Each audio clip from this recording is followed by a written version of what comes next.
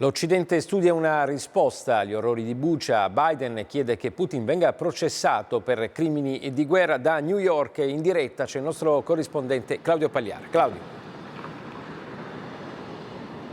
Sì, il capo della Casa Bianca aveva già usato nei confronti di Putin le parole più dure: macellaio, un killer, non è degno di stare al Cremlino. Adesso naturalmente torna a dire e a chiedere con forza un processo per crimini di guerra che veda appunto Putin sul banco degli imputati. Ricorda anche di averlo già definito un criminale di guerra e per questo di essere stato criticato, ma oggi dice: le immagini di Bucha mostrano che è un uomo crudele e che quindi il processo deve essere assolutamente organizzato. Gli Stati Uniti si impegnano a raccogliere tutte le informazioni per portarle all'attenzione degli organismi competenti. Nello stesso tempo, nuove sanzioni annunciate dal capo della Casa Bianca in sintonia con quello che intende fare anche l'Unione Europea, e la linea torna a Roma.